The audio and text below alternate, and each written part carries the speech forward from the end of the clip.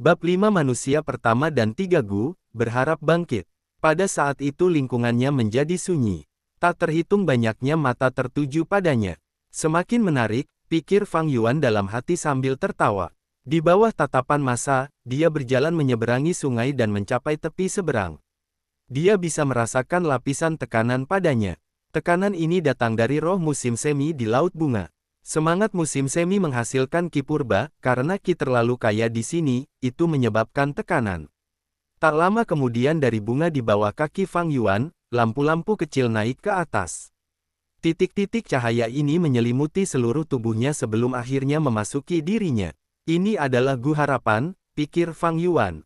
Orang yang bertanggung jawab tidak memberitahu mereka, tetapi dia tahu dengan sangat jelas. Setiap titik cahaya adalah Gu, yang dikenal sebagai Gu Harapan. Salah satu legenda tertua berbicara tentang Gu Harapan. Dalam legenda, ketika dunia baru terbentuk itu adalah tanah belantara yang liar. Di antara binatang buas yang berjalan di bumi, manusia pertama muncul. Dia dikenal sebagai Renzu, dia makan daging mentah dan minum darah, menjalani kehidupan yang sulit. Terutama sekelompok binatang buas yang disebut cobaan Gu. Binatang buas ini menyukai rasa Renzu dan ingin memakannya. Renzu tidak memiliki tubuh sekuat batu gunung, juga tidak memiliki gigi tajam dan cakar binatang buas. Bagaimana dia bisa bertarung dengan serangga cobaan? Sumber makanannya tidak stabil dan dia harus bersembunyi sepanjang hari. Dia berada di bagian bawah rantai makanan, dan hampir tidak bisa bertahan hidup. Pada saat ini, ada 3 Gu yang menghampirinya dan berkata, "Selama Anda menggunakan hidup Anda untuk menghidupi kami akan membantu Anda melalui kesulitan ini." Renzu tidak punya tempat untuk pergi, jadi dia hanya bisa setuju untuk 3 Gu ini. Dia pertama kali memberikan masa mudanya kepada Gu terbesar di antara ketiganya. Gu itu kemudian memberinya kekuatan. Dengan kekuatan, kehidupan Renzu mulai berubah. Dia mulai memiliki sumber makanan yang stabil dan mampu melindungi dirinya sendiri. Dia bertarung dengan berani dan kejam, mengalahkan banyak kesulitan. Namun segera dia menderita dan akhirnya menyadari bahwa kekuatan bukanlah segalanya, hal itu perlu untuk menyembuhkan dan dibudidayakan, tidak dihabiskan secara bebas sesuai keinginannya.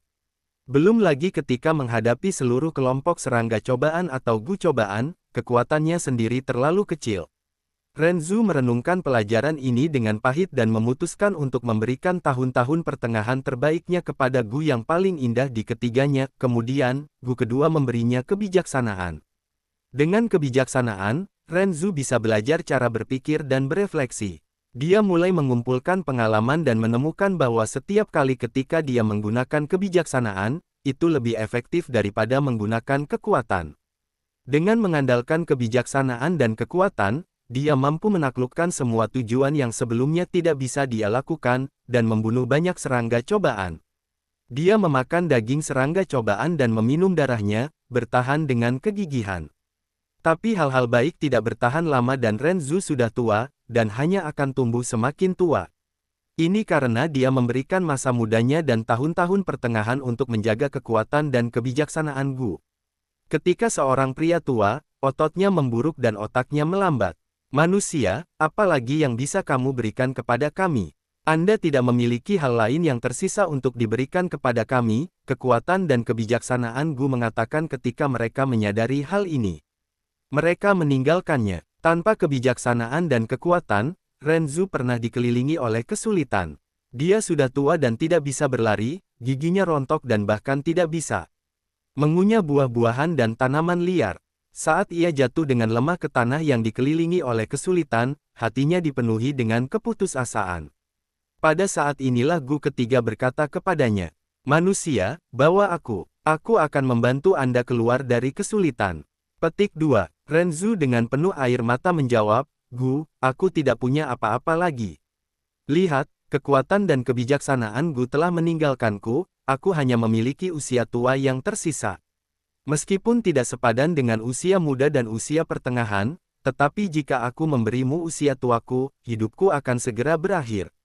Meskipun aku dikelilingi oleh kesulitan Gu saat ini, tapi aku tidak akan segera mati, aku ingin hidup sedikit lebih lama, meskipun hanya sedetik lagi.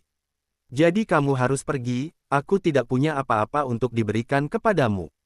Petik 2. Tetapi Gu mengatakan, di antara ketiganya saya memiliki kebutuhan terkecil. Manusia, jika Anda hanya memberi saya hatimu, itu sudah cukup. Petik 2. Kalau begitu aku akan memberimu hatiku, kata Renzu. Tapi Gu, apa yang bisa kamu berikan padaku sebagai imbalan? Dalam situasi ini, bahkan jika kekuatan dan kebijaksanaan Gu kembali ke sisiku, itu tidak akan mengubah apapun. Petik 2. Jika dibandingkan dengan kekuatan Gu ini terlihat lemah dan hanya bola cahaya kecil. Jika dibandingkan dengan kebijaksanaan Gu, yang ini hanya mampu memberikan cahaya putih redup, tidak cantik dilihat dengan cara apapun. Tapi ketika Renzu memberikan hatinya, Gu ini tiba-tiba memancarkan cahaya tanpa akhir. Dalam cahaya ini, cobaan Gu menjerit ngeri, ini adalah Gu harapan, mundur. Kami para pejuang paling takut dengan harapan. Petik 2. Cobaan Gu mundur tiba-tiba. Renzu terdiam, dan sejak hari itu dan seterusnya setiap kali dia menghadapi kesulitan, dia akan memberikan hatinya harapan. Pada saat ini, harapan Gu menyatu menjadi aliran cahaya dan sudah memasuki tubuh Fang Yuan. Karena tekanan dari luar mereka dengan cepat berkumpul di perutnya dan dikumpulkan ke dalam kelompok secara spontan, 3 inci di bawah pusarnya. Fang Yuan tiba-tiba merasakan tekanan berkurang. Dia mulai berjalan maju. Dengan setiap langkah yang diambilnya, satu demi satu harapan Gu akan terbang keluar dari lautan bunga dan memasuki tubuhnya, bergabung dengan bola cahaya. Bola cahaya tumbuh lebih terang dan lebih terang, tetapi orang yang bertanggung jawab di seberang tepi sungai mengerutkan kening. Jumlah harapan Gu ini lebih rendah dari yang diharapkan.